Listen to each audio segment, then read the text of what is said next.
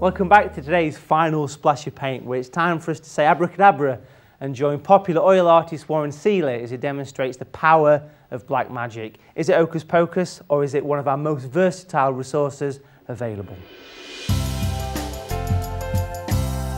Right, hello. Today I want to talk about something very, very controversial. This is so controversial. This is trouble. I'm going to talk about black paint. Now, if you've seen me paint before, you will know that I use black paint all the time. I wouldn't be without it. It's always on my palette. It's absolutely indispensable to me. Now, I know that a lot of you will have been told not to use black paint, and I'm going to offer you an alternative view. There are ways of using it. I mean, it's very rare that I would ever just put straight black. You know, there's hardly a time I can think of where I would just put great big patches of black. I mean, you know, when would you do that? It's not very often. But black, its real value is as a mixing color. And for me, it's absolutely invaluable with mixing. Now, I generally make my shadows. Now, if you see me paint, you would have probably seen me use burnt umber. Now, I use that in these shows because I don't have time to mix colors all the time, but usually I will mix my browns from yellow ochre, cadmium red light or vermilion, and black, and that's how I'll make a brown. And I can adjust my brown. I can make it more ochre-y, more yellow, more red, and let's thin that out a bit. So I get nice browns. Now, one thing you hear about black is, don't use black because it looks like there's a hole in the paper or the canvas. Well, that's kind of ridiculous, I think, but I don't think that looks like there's a hole in the paper. Another thing that people say is you shouldn't use black because it's not a color, it's a non-color. But if you go with that argument, then you have to take white off the palette as well, because that's a non-color as well. So that argument doesn't really stand up. And as I say, every great painter use black. So it's great as a mixing color. Now, there are times like in flesh, when you're mixing flesh, and there's a lot of gray in flesh tones. Lots of gray. I use a lot of gray in my flesh tones. And so we make a flesh color from white, ochre, and vermilion, or cad red light. And so you've got a flesh tone here.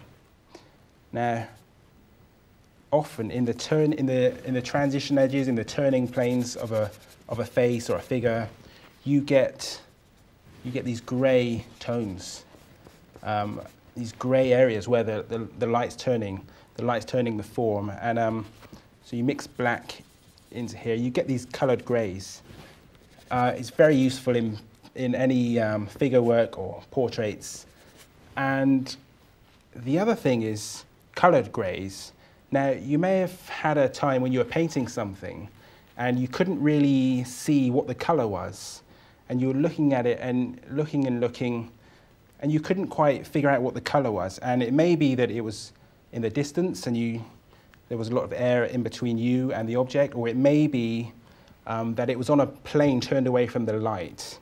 Now, often, what that is, if it's on a plane turned from the light, then often it'll be what we call a coloured grey. So if you have this problem of not being able to quite see what the colour is, it's because the colour's turned from the light and has so much grey in it that you can't quite see the colour through the grey.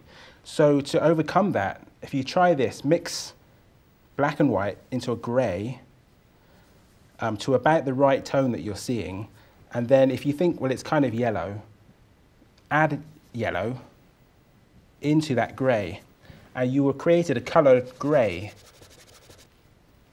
9 times out of 10, if you're having that problem, if you mix these coloured greys, you may well find that will, it could be a red, it could be a greyed red. 9 times out of 10, that will be the problem, is because it's turned from the light, it's on a plane turn from the light, and you can't see the colour through the grey. So there we go, coloured greys. Black is absolutely invaluable. I wouldn't be without it. I'm not telling you you should use black, but I'm just giving you an alternative point of view, because I know so many of you get told that it's almost a crime to use it. So it really isn't. It's a great thing to have on your palette. So it's up to you, it's your choice whether you use it, but experiment with it. It's very good. You won't be arrested, I promise. Well folks, I hope that today's programme has inspired you to try your hand at something a little bit different. And remember, we are always interested in seeing and hearing how you get on, whatever your artistic ability. Simply visit the saa.co.uk website for details of how you can interact with one of the largest online art communities. Now, before we answer a few of your artistic questions, we've just got time to remind you that the deadline for entries for our summer competition is now closed. The lucky winner will be selected at random and announced on air on the 26th of August. So remember to join us on Bank Holiday Monday, and good luck to all those who have entered. Okay, let's try and solve a few more of your artistic dilemmas. Let's get started with this one. I know lots of people say that tracing is cheating, but I find it helps me get started with my painting. My question is, which type of tracing paper is the best? Well, for me, I think Trace Down, which is like a wax-free, almost like a carbon paper, but without the carbon, works extremely well. But there's other ways to do it. You can actually scribble on the back of an outline or a photograph and then turn it over and go around the edge of it. And that will put a similar effect to the Trace Down coming through onto your paper. The second question today is about Winsor & Newton Artisan oil paints. The viewer has asked how to slow the drying time of this medium. Well, these oil paints are water mixable, which means you don't really need to use any mediums or thinners as such, but it will help. We spoke to Winsor & Newton and they've given us the answer straight from the horse's mouth.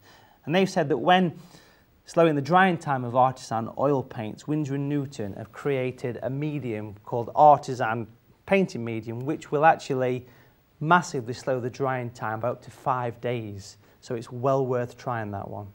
Well folks, I hope you've enjoyed getting closer to some of your favourite TV artists and that we've encouraged you to try something new. Remember, if you need any help or advice, visit saa.co.uk or email us at splashyofpaint@saa.co.uk and we'll do our very best to help.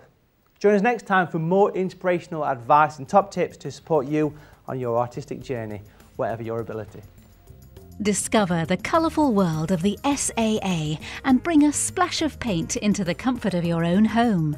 Request a free copy of our home shop catalogue. Visit www.saa.co.uk